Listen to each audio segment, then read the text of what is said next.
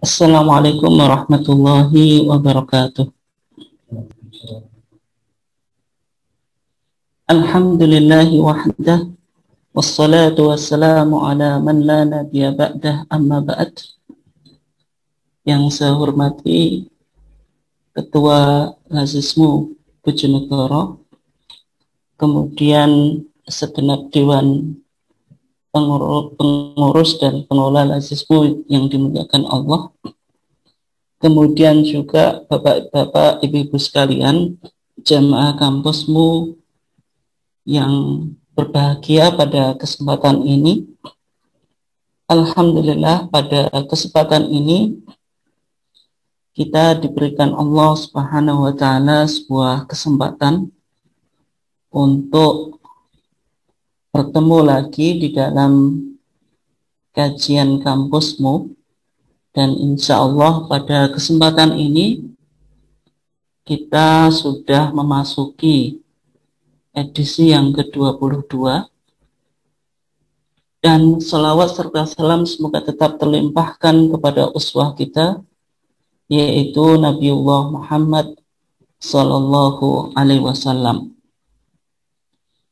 Bapak-bapak, ibu-ibu sekalian yang dimuliakan Allah, pada kesempatan ini kita akan mengambil sebuah topik yang berkaitan tentang Lailatul Qadar menurut tarjih Muhammadiyah.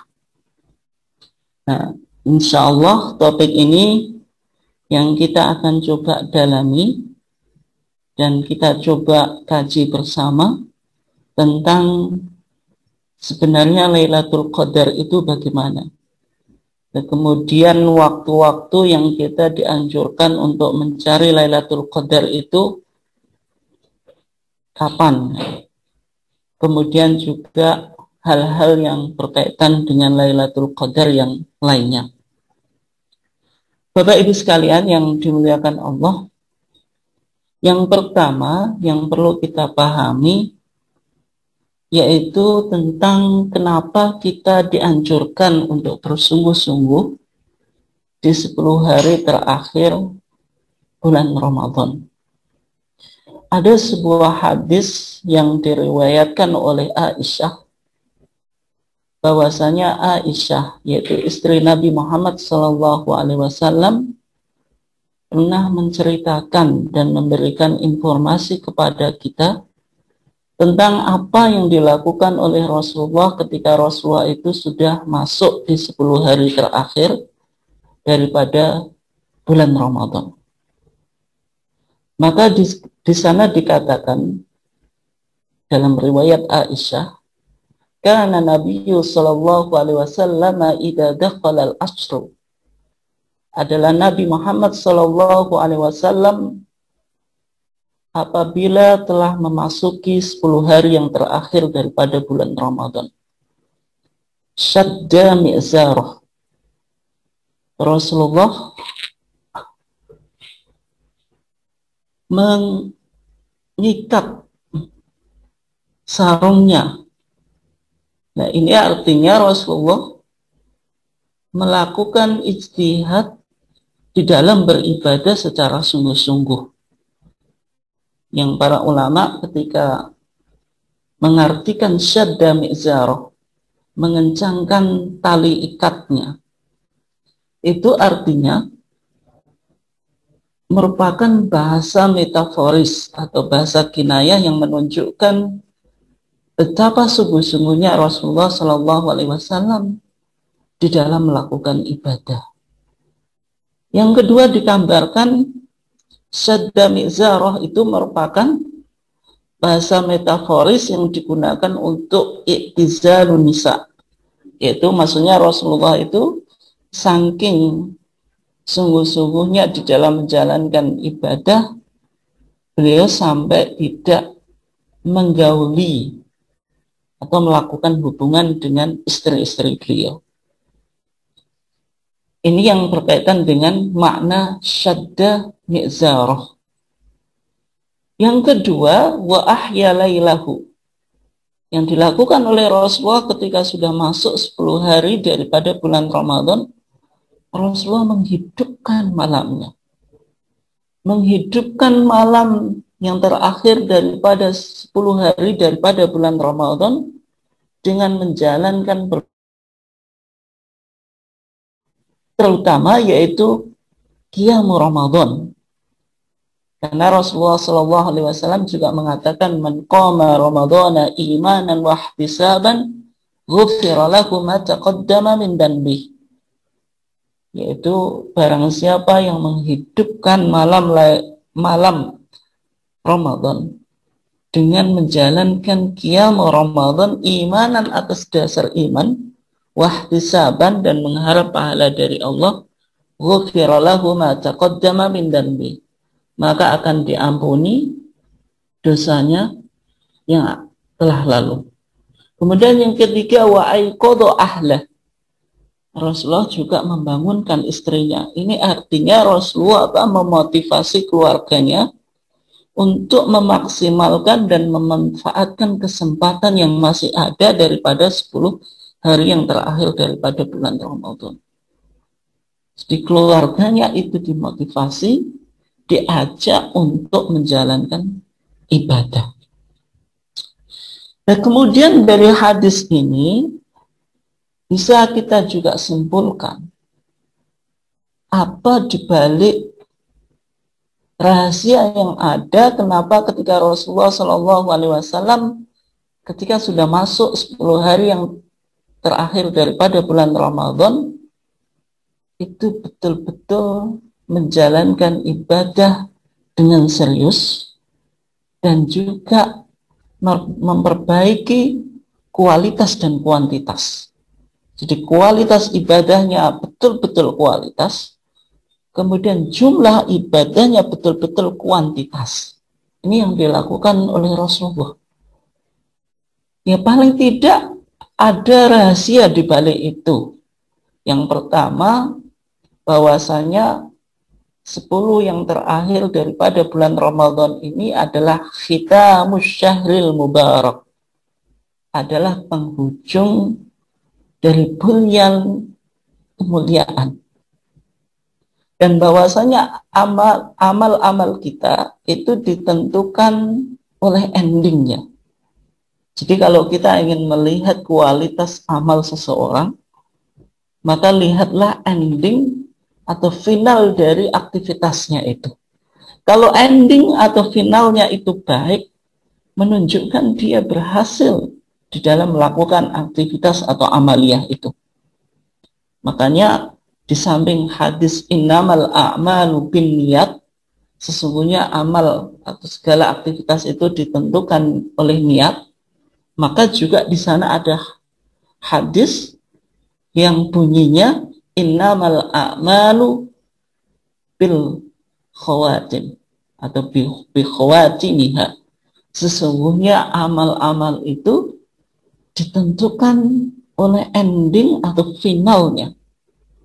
Nah, sehingga yang dilakukan oleh Rasulullah ketika Rasulullah menjalankan banyak amal ibadah itu, Rasulullah di antara doanya yang selalu dipanjatkan atau diucapkan, Allahumma ij'al khaira amali khawatimahu.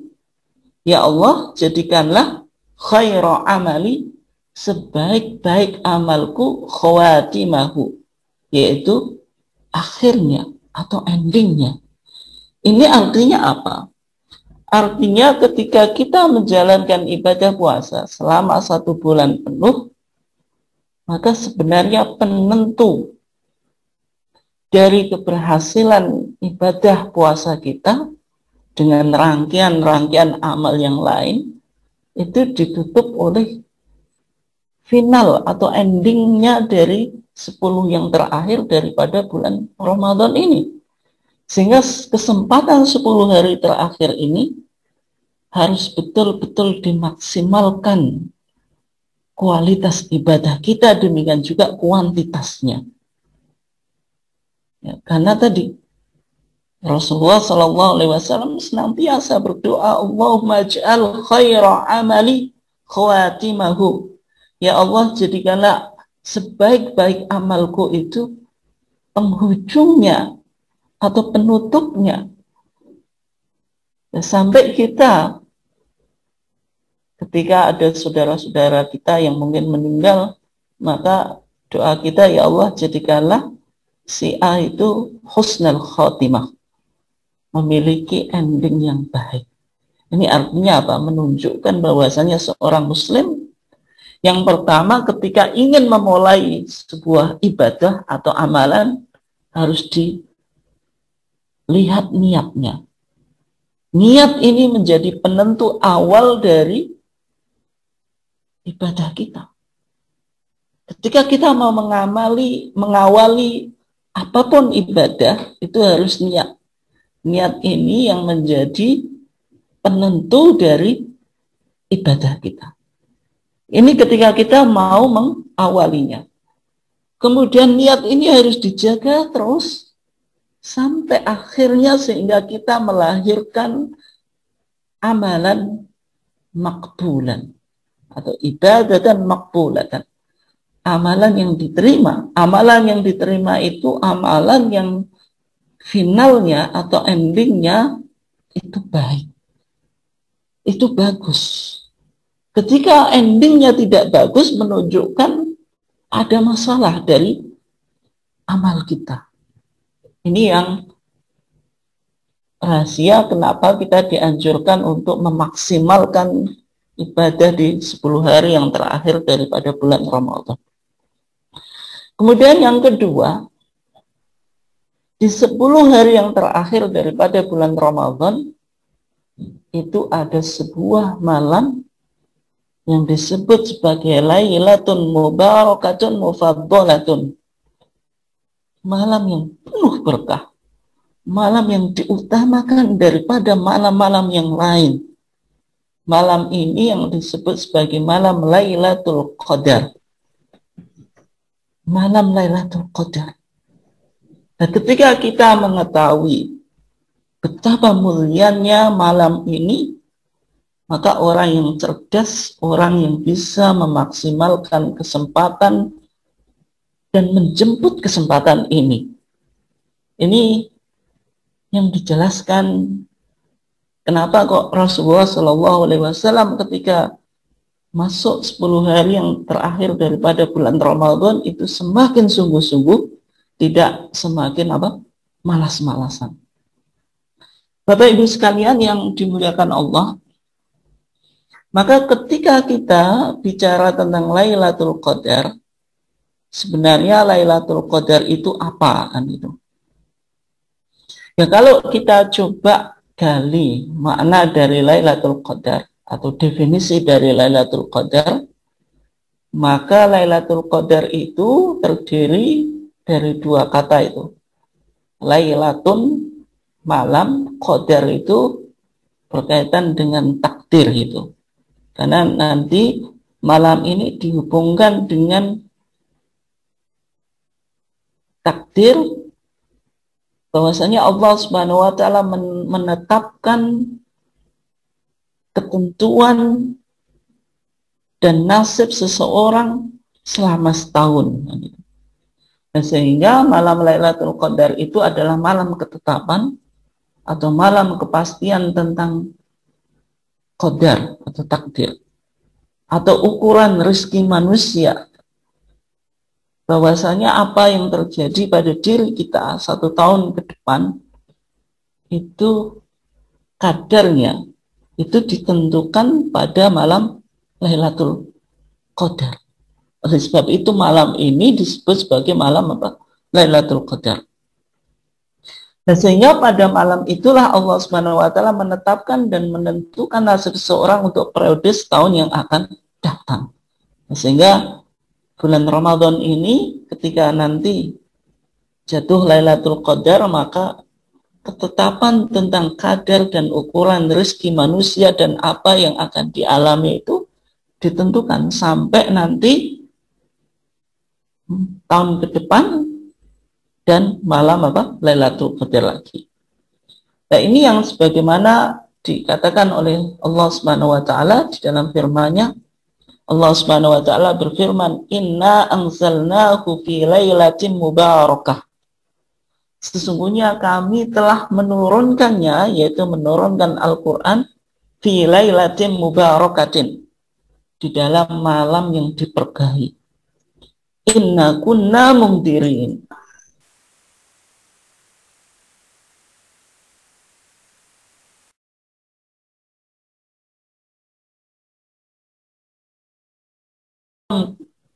Yang penuh berkah tadi, yufraku kullu amrin hakim, ditentukan atau dijelaskan segala urusan yang penuh hikmah. Dan ini artinya Allah Subhanahu wa Ta'ala menetapkan kadar atau ukuran rezeki kita 1 tahun ke depan. Nah, sehingga kalau kita lihat misalnya komentar dari para ulama ketika mengartikan malam Lailatul Qadar, misalnya Al-Hafidh Ibnu Hajar Al-Asqalani dalam kitabnya Fathul Bari, yaitu Sahih Bukhari, mengatakan maknanya adalah bahwa Allah menetapkan ketentuan-ketentuan pada tahun tersebut, yaitu pada Lailatul Qadar itu Allah Subhanahu wa Ta'ala menentukan ketentuan-ketentuan yang akan terjadi pada tahun ini dan sampai malam Lailatul Qadar berikutnya. Nah, oleh sebab itu Imam An-Nawawi, yaitu salah satu ahli hadis dan ulama senior di dalam madhab Syafi'i, di dalam Sahih Muslimnya beliau menjadikan kalimat pembuka ya, ketika bicara tentang Lailatul Qadar itu, maka di sana dikatakan para ulama berkata bahwa Lailatul Qadar adalah malam para malaikat mencatat takdir. Maka dikatakan wasummiyat Lailatul Qadar. Malam tersebut dinamakan malam Lailatul Qadar karena yaktubu fihal malaikatu minal aqdar. Di sana dikatakan karena di situ para malaikat apa? Mencatat takdir-takdir yang akan terjadi setahun ke depan.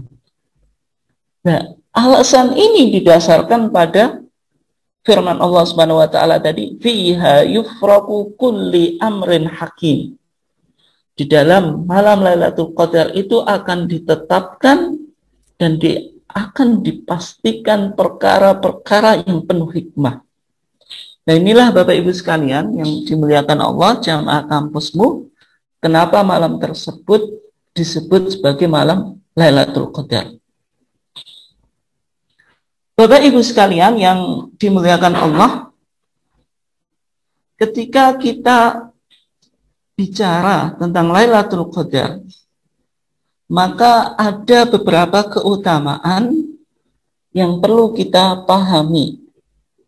Di antara keutamaan Lailatul Qadar itu, yang pertama, bahwasanya malam tersebut adalah malam nuzulul Quran. Artinya malam yang di situ Allah Subhanahu wa Ta'ala menurunkan Al-Quran. Misalnya keterangan ini bisa kita dapatkan di beberapa firman Allah.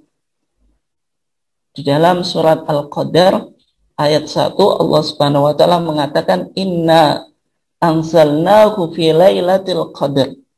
Sesungguhnya kami telah menurunkan ayat Al-Quran fi lailatul qadar, di dalam malam Lailatul Qadar.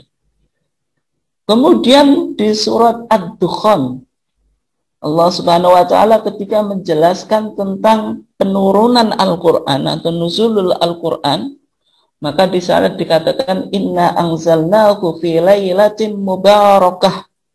Sesungguhnya kami yang telah menurunkan Al-Quran fi lailatin mubarakatin, di malam yang penuh berkah atau yang diberkahi. Inna kunna mungdirin, sesungguhnya kamilah yang memberi peringatan. Maka Lailatul Qadar yang digambarkan sebagai Lailah Mubarakah, malam penuh keberkahan, itu di mana? Dijelaskan di surat Al-Baqarah ayat 183, 185, Syahrul Ramadan alladzi unzila fihi al-Qur'an. Yaitu bulan Ramadan yang di situ diturunkan Al-Qur'an. Hudan linnasi wa bayyinatin minal huda wal furqan. Maka dari sini bisa kita ambil kesimpulan bahwasanya Al-Qur'an itu diturunkan pada Syahrul Ramadan. Dan di Syahrul Ramadan, bulan Ramadan itu ada Lailatun Mubarakatun, malam yang penuh berkah, penuh keutamaan, dengan berbagai macam keutamaan. Malam itulah yang disebut sebagai Lailatul Qadar. Dan di malam ini juga Al-Quran itu diturunkan. Yang fungsi Al-Quran itu dijelaskan hudan linnas, petunjuk bagi manusia. Wa bayyinati minal huda, dan penjelasan-penjelasan mengenai petunjuk itu wal furqan, dan pembeda antara kebenaran dan kebatilan. Artinya ketika manusia hidup di dunia, untuk selamat itu harus butuh petunjuk. Dan petunjuk untuk keselamatan itu Al-Quran. Maka Al-Quran itu digambarkan hudan linnas, petunjuk bagi manusia. Dan petunjuk yang bisa membimbing kita sehingga kita bisa selamat di dunia ini, petunjuk itu diturunkan fi Lailatul Qadar, di malam Lailatul Qadar. Ini yang menunjukkan betapa agungnya malam tersebut. Kemudian yang kedua, Bapak Ibu sekalian yang dimuliakan Allah, Lailatul Qadar adalah malam yang sangat istimewa. Ya, misalnya Allah Subhanahu wa taala berfirman, masih di dalam surat Al-Qadar tadi, yaitu di sana dikatakan Lailatul Qadri khairun min alfis syahr. Yaitu malam Lailatul Qadar itu khairum min alfis syahr, lebih baik daripada 1000 bulan. Dan maksudnya apa? Maksudnya ketika kita menjalankan ibadah di Lailatul Qadar, itu nilai ibadah tersebut lebih baik daripada ibadah yang kita lakukan sepanjang 1000 bulan yang tidak ada di situ malam Lailatul Qadar. Maka kalau kita hitung alfu syahr, Al-Quran mengatakan khairun min alfi syahr. 1000 bulan itu berapa? Berapa hari? Ya kira-kira para ulama menjelaskan salatan wa thamanina sanah. 1000 bulan itu sama dengan 83 tahun.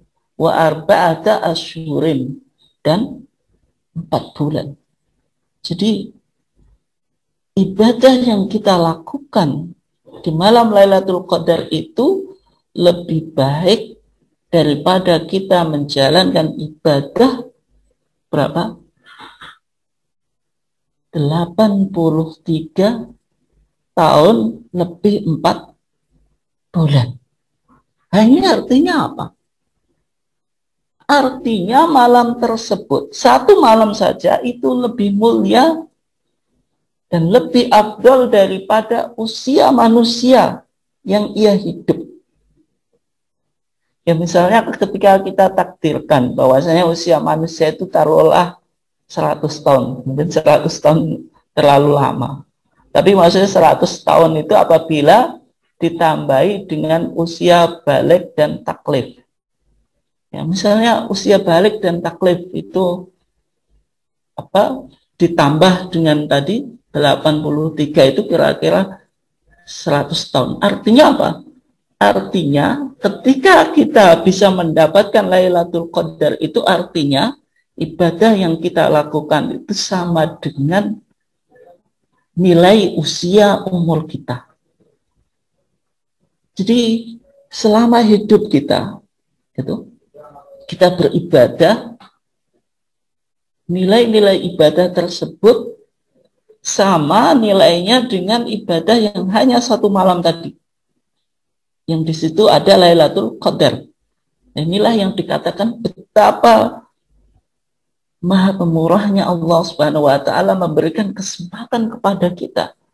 Usia kita yang pendek, ketika kita memaksimalkan ibadah pun ternyata hasilnya tetap tidak maksimal. Tetapi Allah memberikan peluang-peluang yang lain.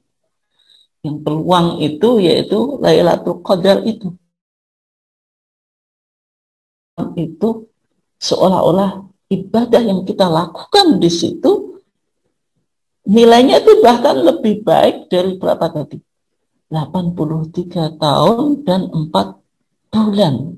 Kira-kira ibadah yang dilakukan seusia manusia itu hidup.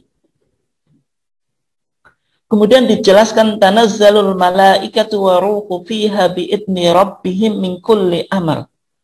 Pada malam tersebut para malaikat akan turun dan juga malaikat yang sangat mulia, malaikat yang disebut sebagai malakul wahyi, malaikat yang menjadi mediator antara Allah dan para rasul. Malaikat ini yang menyampaikan wahyu, yaitu yang disebut malakul ruh, malaikat ruh atau ruhul kudus, yaitu malaikat siapa? Jibril. Jadi Jibril itu datang, turun di Lailatul Qadar itu. Bi'idni rabbihim, dengan izin Tuhan mereka, min kulli amr. Kemudian betapa damai dan sejahteranya dan tenangnya malam tersebut, maka di sana dikatakan salamun hiya hatta matla'il fajr. Ada keselamatan, ada ketenangan sampai apa? Terbitnya fajar. Dan kemudian Bapak Ibu sekalian yang dimuliakan Allah, yang ketiga dari keutamaan malam Lailatul Qadar itu digambarkan di dalam hadis Abu Hurairah bahwasanya Nabi Shallallahu Alaihi Wasallam bersabda, "Man qama Lailatul Qadri imanan wa ihtisaban, ghufira lahu ma taqaddama min dhanbi." Barang siapa yang melakukan ibadah Lailatul Qadar atas dasar imanan billah, iman kepada Allah, wahtisaban bisawabillah, dan mengharap pahala dari Allah, maka janjinya apa? Ghufira lahu ma taqaddama min dhanbi. Akan diampuni dosa-dosanya yang telah lalu. Ini sebuah kesempatan. Allah Subhanahu wa taala menjanjikan siapa yang melakukan aktivitas ibadah di dalam malam Lailatul Qadar itu atas dasar imanan, atas dasar iman. Yang kedua atas dasar ihtisaban, mengharap pahala dari sisi Allah. Maka dijanjikan ghufira lahu ma taqaddama min dhanbi. Akan diampuni dosanya yang akan lalu. Nah, kemudian Bapak Ibu sekalian yang dimuliakan Allah, malam apa itu? Maksudnya malam Lailatul Qadar itu terjadi di malam apa? Ya, kalau kita lihat dari beberapa keterangan hadis dapat kita simpulkan bahwasanya malam Lailatul Qadar itu terjadi pada 10 hari terakhir daripada bulan Ramadan atau minal ashril awakhir min Ramadan. Yang kedua dijelaskan di layali al-witriyah atau di malam-malam ganjil. Ya, berarti malam ganjil itu ya ke-21, ke-23, ke-25, ke-27, kemudian ke-29. Dari 10 hari yang terakhir daripada bulan Ramadan. Yang pertama misalnya keterangan hadis Aisyah. Menurut Aisyah, anna Rasulullah Shallallahu Alaihi Wasallam qol, ketika beliau menarasikan dan menginformasikan tentang sabda Rasulullah, maka Rasulullah apa? Bersabda, taharau lailatul qadri fil witri minal ashril awakhir min Ramadan. Rasulullah itu bersabda, carilah Lailatul Qadar itu fil witri, pada tanggal-tanggal ganjil, minal ashril awakhiri min Ramadan, dari 10 akhir bulan Ramadan. Ini hadis yang pertama. Kemudian yang kedua, hadis Ibnu Abbas.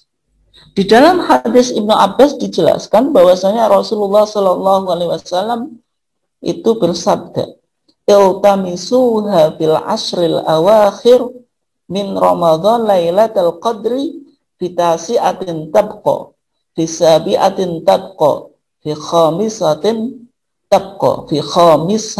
tabqa."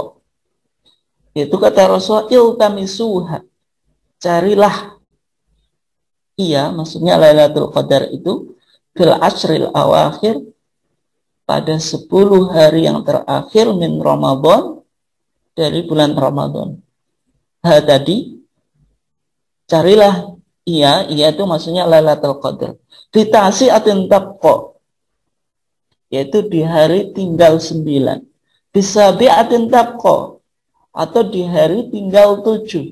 Fi khamisatin tabqa, atau di hari tinggal 5, yaitu maksudnya tanggal 21, 23, 25. Ini artinya juga malam-malam ganjil dari 10 hari yang terakhir daripada bulan Ramadan, menurut hadis Ibnu Abbas. Kemudian yang selanjutnya hadis Ibnu Umar. Saya langsung ambil poinnya saja. Di sana dikatakan faman kana mutaharriha falyataharraha fisab'il awakhir. Barang siapa yang mencari Lailatul Qadar itu falyataharraha, hendaklah ia mencarinya fil sab'i al awakhir, yaitu pada malam 7 terakhir. Nah, ini artinya apa? Artinya malam Lailatul Qadar itu dari keterangan-keterangan hadis tadi, yaitu terjadi yang pertama fil ashril awakhir, di 10 hari yang terakhir min Ramadan, daripada bulan Ramadan. Kemudian 10 hari terakhir ini di malam apa saja? Dikatakan fil witri, di malam yang ganjil. Berarti mulai dari 21, 23, 25, 27, 29. Yang pandangan yang dirojihkan oleh para ulama, termasuk Al-Hafidh Ibnu Hajar Al-Asqalani dan juga Al-Imam Asy-Syaukani maupun imam-imam yang lainnya, mengatakan bahwasanya malam ini apa? Pindah. Yaitu dari malam-malam ganjil tadi, pindah dari satu malam ke malam yang lain. Maksudnya tahun ini bisa jadi malam misalnya 27, tahun ke depan pindah lagi 25, tahun ke depan 23, yaitu pindah dari malam-malam ganjil ini. Nah, ini beberapa indikasi yang menunjukkan kapan terjadinya malam Lailatul Qadar itu. Nah, kemudian Bapak Ibu sekalian yang dimuliakan Allah, ketika kita meyakini atau merasa di malam tersebut turun Lailatul Qadar, itu doa apa yang kita dianjurkan untuk memperbanyak diucapkan? Maka salah satu doa yang penting untuk kita hafal, dan mudah-mudahan Bapak Ibu sekalian sudah hafal, yaitu doa Allahumma innaka afuwun tuhibbul afwa fa'fu anni. Ini doanya menurut redaksi yang ada di hadisnya. Meskipun mungkin di masyarakat ditambahi juga Allahumma innaka afun karim tuhibbul afwa fa'fu anni ya karim, biasanya gitu. Tapi kalau redaksi yang ada di dalam hadisnya, ya tadi Allahumma innaka afun tuhibbul afwa fa'fu anni. Nah, doa ini disandarkan kepada hadis Nabi Muhammad SAW yang diriwayatkan oleh Aisyah, bahwasanya Aisyah pernah berkata, "Qultu ya Rasulullah," kata Aisyah, saya pernah berkata kepada Rasulullah, "Ara'aita in alimtu ayyu lailatul qadri ma aqulu fiha." Kata Aisyah, "Ya Rasulullah, bagaimana pendapatmu? In alimtu, jika saya tahu, ayyu lailatul qadri ma aqulu fi," yaitu ketika saya mengetahui suatu malam itu Lailatul Qadar, ma'aqulu fiha, apa yang pantas saya ucapkan, atau doa apa yang paling baik saya ucapkan. Maka Rasulullah bersabda, quli, wahai Aisyah, ucapkanlah, Allahumma innaka afuwun karim tuhibbul afwa fa'fu. Allahumma innaka afuwun tuhibbul afwa fa'fu anni. Ini doa yang diajarkan oleh Rasulullah Shallallahu Alaihi Wasallam ketika kepada Aisyah ketika apa? Mendapati malam Lailatul Qadar atau merasa Lailatul Qadar. Oleh sebab itu kita dianjurkan juga untuk memperbanyak doa ini kita baca ketika kita menjalankan ibadah di waktu malam, atau mungkin tidak harus menjalankan ibadah, pokoknya diperbanyak doa ini di waktu malam, terutama di malam-malam yang ganjil dari 10 hari yang terakhir daripada apa? Bulan Ramadan. Nah, kemudian Bapak Ibu sekalian yang dimuliakan Allah, sekarang kita coba lihat di dalam fatwa tarjih ada persoalan yang penting untuk kita coba pahami. Maka di dalam TJA, Tanya Jawab Agama, yang merupakan fatwa-fatwa tarjih di volume 1 halaman 13, di sana ada sebuah fatwa yang menarik untuk kita bahas pada kesempatan ini. Seorang penanya mengatakan, setelah saya selesai tarawih dan mengikuti pengajian rutin, saya menyelesaikan bacaan Al-Quran agar selesai. Tetapi sesudah makan sahur belum juga selesai, tinggal 1 juz. Tetapi lupa menyelesaikan 1 juz itu. Ini poinnya. Tiba-tiba saya dapat melihat sesuatu yang ajaib. Dan kejadian itu selesai setelah saya mendengar adzan. Melihat pandangan itu, badan saya lunglai dan perasaan takut dan ngeri. Dan apalagi saya tak mampu menceritakan apakah ini dapat dimaksud pada pengertian Lailatul Qadar. Karena memang pada waktu itu bertepatan tanggal 27 Ramadan. Artinya dari pertanyaan ini menggambarkan apa yang sering dimunculkan di masyarakat, bahwasanya seolah-olah Lailatul Qadar itu malam yang di situ kalau seseorang mendapatkan Lailatul Qadar itu mendapatkan keajaiban, mendapatkan cerita-cerita yang luar biasa, cerita-cerita yang sangat ajaib, dan kejadian-kejadian yang luar biasa. Dan juga malah terkadang di masyarakat dibumbui mitos-mitos tertentu. Nah, apakah semacam itu sebenarnya malam Lailatul Qadar itu apakah harus ketika turun itu harus diikuti dengan peristiwa-peristiwa yang ajaib atau bagaimana? Ini yang perlu kita coba gali dari fatwa tarjih ini. Maka jawaban tim fatwa tarjih ketika itu dijawab tidak ada keterangan dalam Al-Quran maupun hadis yang menggambarkan kejadian-kejadian seperti yang Anda alami itu sebagai suasana di malam Lailatul Qadar. Karena itu saudara tidak usah mengambil kesimpulan bahwa seperti itu Lailatul Qadar.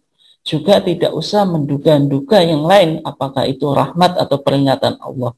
Nah, ini artinya apa? Artinya kalau kita merujuk pada keterangan-keterangan hadis, malam Lailatul Qadar itu yang penting kita dianjurkan untuk memaksimalkan bentuk ibadah. Dan tidak harus ketika kita menjalankan ibadah itu sebagai tanda kita mendapatkan Lailatul Qadar itu mengalami peristiwa yang aneh, peristiwa-peristiwa yang ajaib yang dialami oleh orang tersebut. Dan ini bukan menjadi tanda. Ini yang perlu kita pahami. Karena pada dasarnya dari sekian hadis itu hanya menggambarkan kita disuruh untuk memaksimalkan ibadah. Bagaimana kita betul-betul memaksimalkan ibadah, terutama tadi fil asril awakhir min Ramadan, di 10 hari yang terakhir daripada bulan Ramadan, terutama di malam-malam yang ganjil. Dan tidak dijelaskan bahwasanya malam itu nanti terjadi kejadian-kejadian yang aneh. Misalnya dikatakan seluruh pohon itu sujud. Kemudian suasananya itu sangat harum. Kemudian juga penuh ketenangan. Sangat cerah dan sebagainya. Yang banyak digambarkan di masyarakat. Itu. Yang intinya, yang penting untuk kita lakukan tadi, memaksimalkan ibadah, kemudian yang kedua memperbanyak doa tadi. Allahumma innaka afuwun tuhibbul afwa fa'fu anni. Ini yang dianjurkan untuk kita baca ketika kita merasa bahwasanya malam itu malam Lailatul Qadar. Misalnya ada buku yang mungkin sejalan dengan apa yang disampaikan oleh Fatwa Tarjih tadi. Misalnya ada buku Fiqhus Siyam yang ditulis oleh Syekh Dr. Yusuf Al-Qardawi. Maka Syekh Yusuf Al-Qardawi ketika menjelaskan malam Lailatul Qadar itu,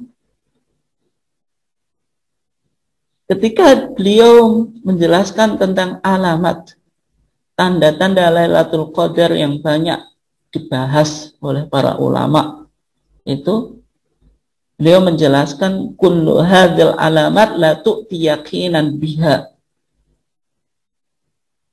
Tanda-tanda ini sebenarnya tidak memberikan keyakinan. Ya, misalnya digambarkan malam itu harus cerah, tidak ada hujan dan sebagainya.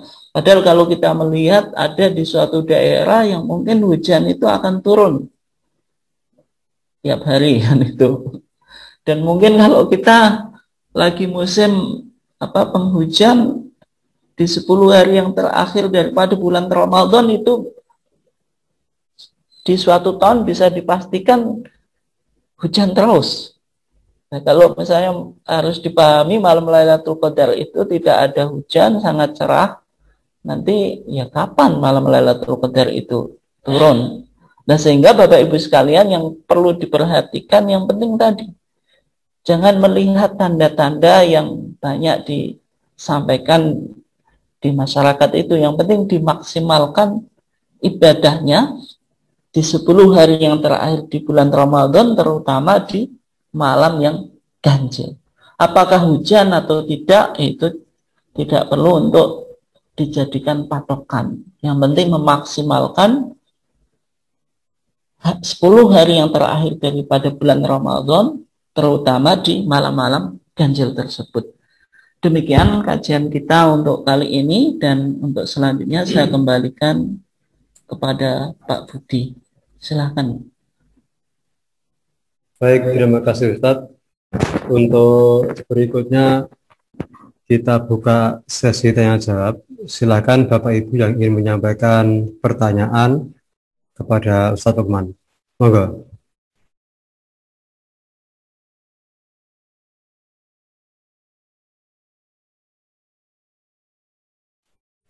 Silakan, mungkin bisa diaktifkan terlebih dahulu untuk mic-nya.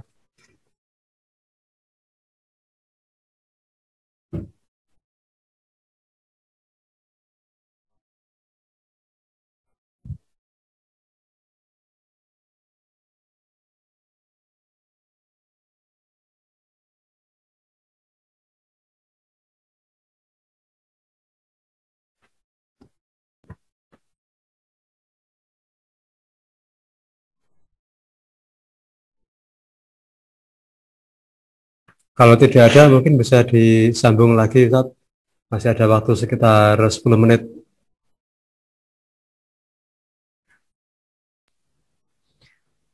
Ya, Bapak-bapak, Ibu-ibu sekalian yang dimuliakan Allah, dari pembahasan Lailatul Qadar tadi perlu untuk kita simpulkan bahwasanya malam Lailatul Qadar itu malam yang memiliki banyak keutamaan